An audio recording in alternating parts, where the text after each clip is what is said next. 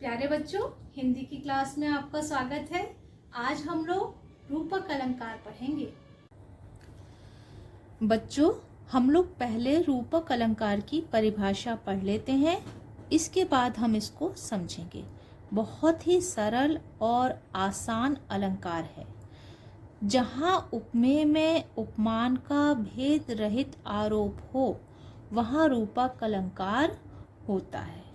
अब समझिए, जहाँ उपमेय में उपमेय और उपमान को मैंने उपमा अलंकार में बहुत अच्छी तरह से समझाया है, उसका लिंक मैं आपको डिस्क्रिप्शन में दे दूंगी।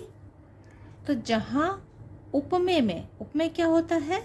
जिसकी तुलना की जाती है, और उपमान जिससे तुलना की जाती है। मतलब जिस वस्तु या व्यक्ति की तुलना की जाती है वो उपमेय कहलाता है, और जिस वस्तु व्यक्ति से की जाती है वो उपमान कहलाता है। जहाँ उपमेय में उपमान का भेद रहित आरोप। अब ये शब्द समझने का है कि भेद रहित आरोप क्या चीज है। भेद मतलब अंतर। जब उपमेय और उपमान में अंतर ही खत्म कर दिया जाता है, वहां पर रूपक अलंकार होता है।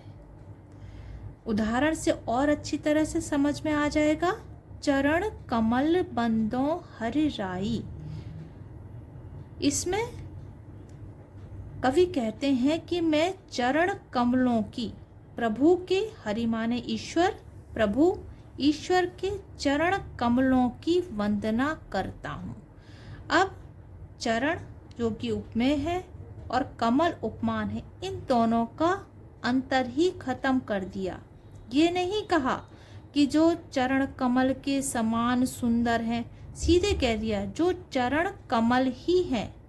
मतलब इन दोनों का भेद ही खत्म कर दिया, इसलिए यहाँ पर रूपक अलंकार है। स्पष्टीकरण का मतलब होता है कि हम ये बता रहे हैं कि ये जो उदाहरण हमने दिया है, इसमें रूपक अलंकार किस प्रकार है। इस उदाहरण में, ये जो उदाहरण है, इसमें जो चरण उपमेय है उस पर कमल का भेद रहित आरोप है, इसलिए यहाँ रूपक अलंकार है।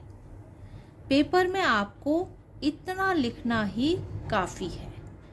कभी कभी बच्चे मुझसे पूछते हैं कि स्पष्टीकरण लिखें या नहीं, तो मेरा हमेशा यही कहना होता है कि आपको स्पष्टीकरण भी लिखना चाहिए, क्योंकि पेपर में खाली परिभाषा और उदाहरण ही पूछा जाता है।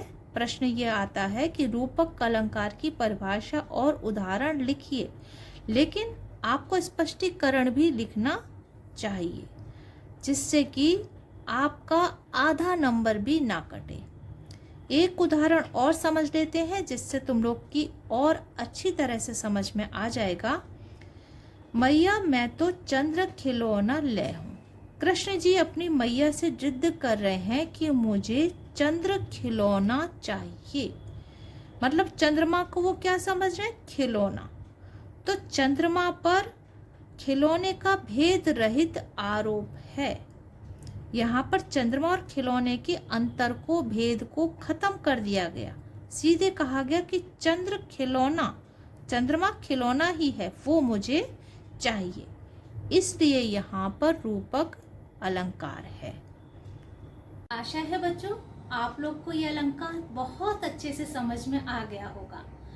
लेकिन अब ये जानना भी जरूरी है कि ये अलंकार पेपर में कैसे पूछा जाता है और कितने नंबर का आता है।